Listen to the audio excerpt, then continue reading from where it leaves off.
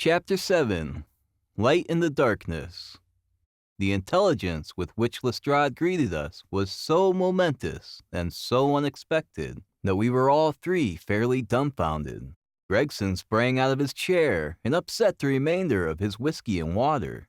I stared in silence at Sherlock Holmes, whose lips were compressed and his brows drawn down over his eyes.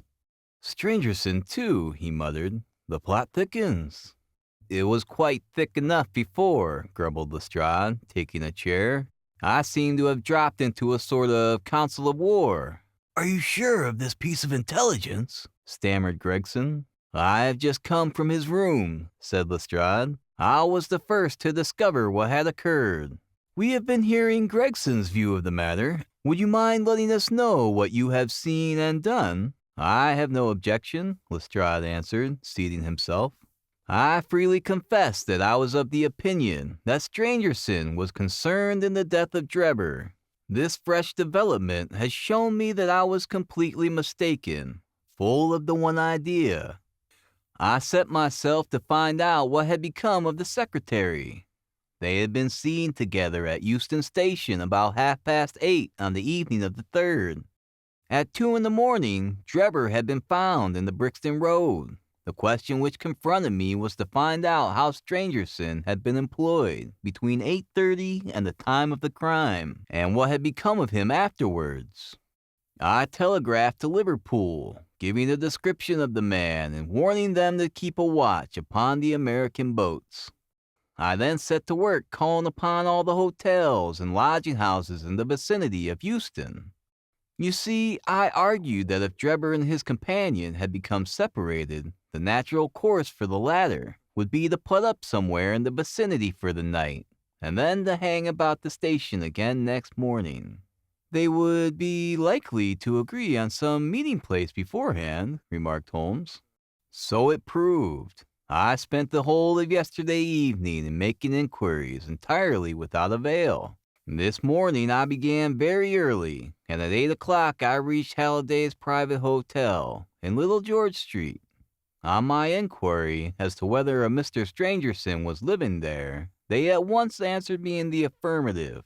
'No doubt you are the gentleman whom he was expecting,' they said. 'He has been waiting for a gentleman for 2 days.' 'Where is he now?' I asked. 'He is upstairs in bed. He wished to be called at 9. "'I will go up and see him at once,' I said. It seemed to me that my sudden appearance might shake his nerves and lead him to say something unguarded. The Boots volunteered to show me the room. It was on the 2nd floor, and there was a small corridor leading up to it. The Boots pointed out the door to me and was about to go upstairs again when I saw something that made me feel sickish, in spite of my 20-year experience. From under the door, there curled a little red ribbon of blood, which had meandered across the passage and formed a little pool along the skirting at the other side. I gave a cry, which brought the Boots back. He nearly fainted when he saw it.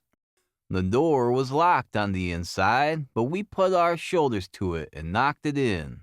The window of the room was open, and beside the window, all huddled up, lay the body of a man in his nightdress.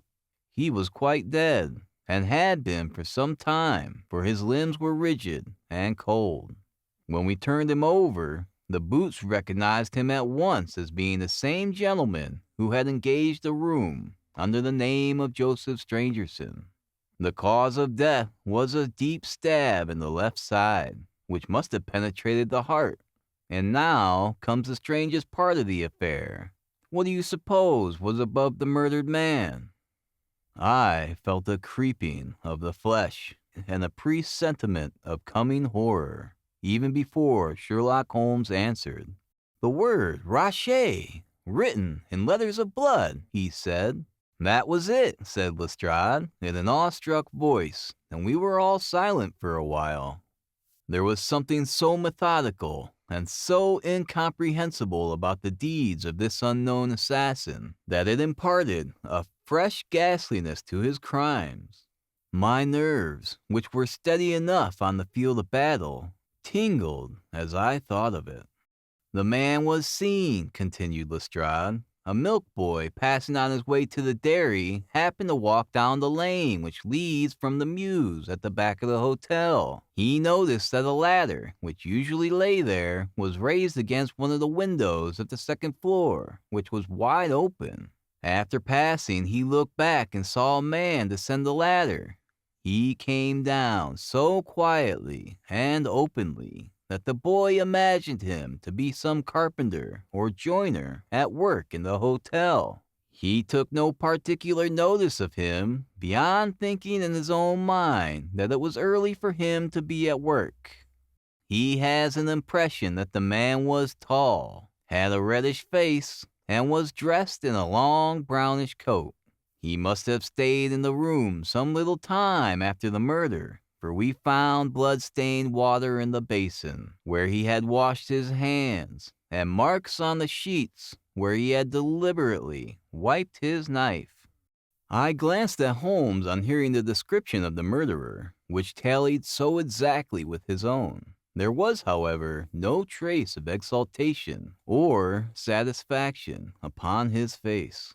"Did you find nothing in the room which could furnish a clue to the murderer?" he asked. "Nothing. Strangerson had Drebber's purse in his pocket, but it seems that this was usual, as he did all the paying. There was 80-odd pounds in it, but nothing had been taken. Whatever the motives of these extraordinary crimes, robbery certainly is not one of them. There were no papers or memoranda in the murdered man's pockets, except a single telegram dated from Cleveland about a month ago, and containing the words, 'J.H. is in Europe.' There was no name appended to this message." "And there was nothing else?" Holmes asked. "Nothing of any importance. The man's novel, with which he had read himself to sleep, was lying upon the bed, and his pipe was on a chair beside him. There was a glass of water on the table, and on the window sill a small chip ointment box containing a couple of pills." Sherlock Holmes sprang from his chair with an exclamation of delight. "The last link!" he cried exultantly. "My case is complete!" The two detectives stared at him in amazement. "I have now in my hands all the threads which have formed such a tangle. There are, of course, details to be filled in, but I am as certain of all the main facts, from the time that Drebber parted from Strangerson at the station, up to the discovery of the body of the latter, as if I had seen them with my own eyes. I will give you a proof of my knowledge. Could you lay your hand upon those pills?" "I have," said Lestrade, producing a small white box. "I took them, and the purse and the telegram, intending to have them put in a place of safety at the police station. It was the merest chance my taking these pills, for I am bound to say that I do not attach any importance to them." "Give them here," said Holmes, turning to me. "Now, doctor, are those ordinary pills?" They certainly were not. They were of a pearly gray color, small, round, and almost transparent against the light. "From their lightness and transparency, I should imagine that they are soluble in water," I remarked. "Precisely so," answered Holmes. "Now would you mind going down and fetching that poor little devil of a terrier which has been bad so long, and which the landlady wanted you to put out of its pain yesterday?" I went downstairs and carried the dog upstairs in my arms. Its labored breathing and glazing eye showed that it was not far from its end. Indeed, its snow-white muzzle proclaimed that it had already exceeded the usual term of canine existence. I placed it upon a cushion on the rug. "I will now cut one of these pills in two," said Holmes, and drawing his penknife, he suited the action to the word. "One half we return into the box for future purposes. The other half I will place in this wineglass, in which is a teaspoonful of water. You perceive that our friend, the doctor, is right, and that it readily dissolves." "This may be very interesting," said Lestrade, in the injured tone of one who suspects that he is being laughed at. "I cannot see, however, what it has to do with the death of Mr. Joseph Strangerson." "Patience, my friend, patience. You will find in time that it has everything to do with it. I shall now add a little milk to make the mixture palatable, and on presenting it to the dog, we will find that he laps it up readily enough." As he spoke, he turned the contents of the wine glass into a saucer and placed it in front of the terrier, who speedily licked it dry. Sherlock Holmes' earnest demeanor had so far convinced us that we all sat in silence, watching the animal intently and expecting some startling effect. None such appeared, however. The dog continued to lie stretched upon the cushion, breathing in a labored way, but apparently neither the better nor the worse for its draught. Holmes had taken out his watch, and as minute followed minute without result, an expression of the utmost chagrin and disappointment appeared upon his features.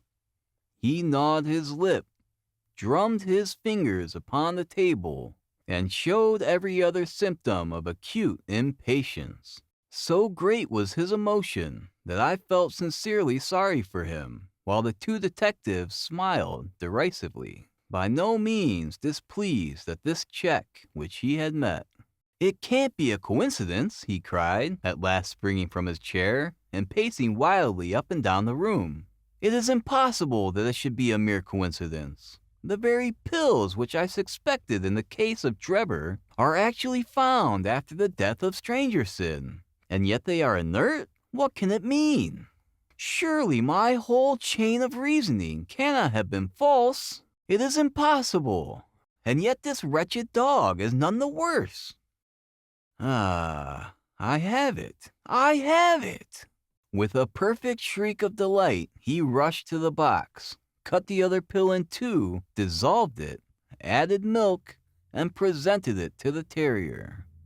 The unfortunate creature's tongue seemed hardly to have been moistened in it, before it gave a convulsive shiver in every limb, and lay as rigid and lifeless as if it had been struck by lightning. Sherlock Holmes drew a long breath, and wiped the perspiration from his forehead. "I should have more faith," he said. "I ought to know by this time when a fact appears to be opposed to a long train of deductions, it invariably proves to be capable of bearing some other interpretation. Of the two pills in that box, one was one of the most deadly poison, and the other was entirely harmless. I ought to have known that before ever I saw the box at all." This last statement appeared to be so startling that I could hardly believe that he was in his sober senses. There was a dead dog, however, to prove that his conjecture had been correct. It seemed to me that the mists in my own mind were gradually clearing away, and I began to have a dim, vague perception of the truth. "All this seems strange to you," continued Holmes, "because you failed at the beginning of the inquiry to grasp the importance of the single real clue which was presented to you. I had the good fortune to seize upon that, and everything which has occurred since then has served to confirm my original supposition, and indeed was the logical sequence of it. Hence things which have perplexed you and made the case more obscure have served to enlighten me, and to strengthen my conclusions. It is a mistake to confound strangeness with mystery. The most commonplace crime is often the most mysterious, because it would have been infinitely more difficult to unravel had the body of the victim been simply found lying in the roadway without any of those auteurs and sensational accompaniments which have rendered it remarkable. These strange details, far from making the case more difficult, have really had the effect of making it less so." Mr. Gregson, who had listened to this address with considerable impatience, could contain himself no longer. "Look here, Mr. Sherlock Holmes," he said. "We are all ready to acknowledge that you are a smart man, and that you have your own methods of working. We want something more than mere theory and preaching now, though. It is a case of taking the man. I have made my case out, and it seems I was wrong. Young Carpenter could not have been engaged in this second affair. Lestrade went after this man Strangerson, And it appears that he was wrong too. You have thrown out hints here and hints there, and seem to know more than we do. But the time has come when we feel that we have a right to ask you straight how much you do know of the business. Can you name the man who did it? I cannot help feeling that Gregson is right, sir, remarked Lestrade. We have both tried, and we have both failed. You have remarked more than once since I have been in the room that you had all the evidence which you require. Surely you will not withhold it any longer. Any delay in arresting the assassin might give him time to perpetrate some fresh atrocity, I observed. Thus pressed by all of us, Holmes showed signs of irresolution. He continued to walk up and down the room, with his head sunk on his chest and his brows drawn down, as was his habit when lost in thought. There will be no more murders, he said at last, stopping abruptly and facing us. You can put that consideration out of the question. You have asked me if I know the name of the assassin. I do. The mere knowing of his name is a small thing, however, compared with the power of laying our hands upon him. And this I expect very shortly to do. I have good hopes of managing it through my own arrangements, but it is a thing which needs delicate handling, for we have a shrewd and desperate man to deal with, who is supported, as I have had occasion to prove, by another who is as clever as himself. As long as this man has no idea that anyone can have a clue, there is some chance of securing him. But if he had the slightest suspicion, he would change his name and vanish in an instant among the 4 million inhabitants of this great city. Without meaning to hurt either of your feelings, I am bound to say that I consider these men to be more than a match for the official force, and that is why I have not asked your assistance. If I fail, I shall, of course, incur all the blame due to this omission, but that I am prepared for. At present, I am ready to promise that the instant that I can communicate with you without endangering my own combinations, I shall do so. Gregson and Lestrade seemed to be far from satisfied by this assurance, or by the depreciating allusion to the detective police. The former had flushed up to the roots of his flaxen hair, while the other's beady eyes glistened with curiosity and resentment.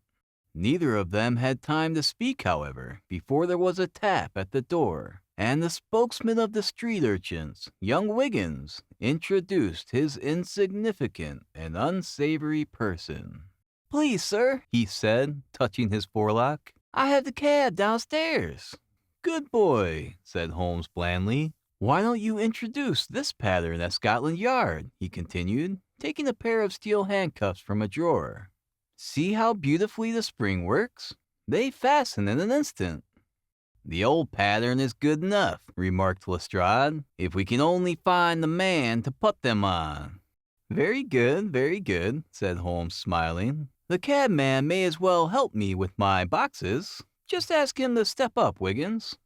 I was surprised to find my companion speaking as though he were about to set out on a journey, since he had not said anything to me about it. There was a small portmanteau in the room, and this he pulled out and began to strap. He was busily engaged at it when the cabman entered the room. "Just give me a little help with this buckle, cabman," he said, kneeling over his task and never turning his head. The fellow came forward with a somewhat sullen, defiant air, and put down his hands to assist. At that instant, there was a sharp click, the jangling of metal, and Sherlock Holmes sprang to his feet again. "Gentlemen," he cried, with flashing eyes, "let me introduce to you Mr. Jefferson Hope, the murderer of Enoch Drebber and Joseph Stangerson." The whole thing occurred in a moment so quickly that I had no time to realize it. I have a vivid recollection of that instant, of Holmes' triumphant expression and the ring of his voice, of the cabman's dazed, savage face, as he glared at the glittering handcuffs, which had appeared as if by magic upon his wrists. For a second or two, we might have been a group of statues. Then, with an inarticulate roar of fury, the prisoner wrenched himself free of Holmes' grasp and hurled himself through the window. Woodwork and glass gave way before him. But before he got quite through, Gregson, Lestrade, and Holmes sprang upon him like so many staghounds. He was dragged back into the room, and then commenced a terrific conflict. So powerful and so fierce was he that the four of us were shaken off again and again. He appeared to have the convulsive strength of a man in an epileptic fit. His face and hands were terribly mangled by his passage through the glass, but loss of blood had no effect in diminishing his resistance. It was not until Lestrade succeeded in getting his hand inside his neckcloth and half strangling him that we made him realize that his struggles were of no avail. And even then, we felt no security until we had pinioned his feet as well as his hands. That done, we rose to our feet, breathless and panting. "We have his cab," said Sherlock Holmes. "It will serve to take him to Scotland Yard. And now, gentlemen," he continued with a pleasant smile, "we have reached the end of our little mystery. You are very welcome to put any questions that you like to me now, and there is no danger that I will refuse to answer them."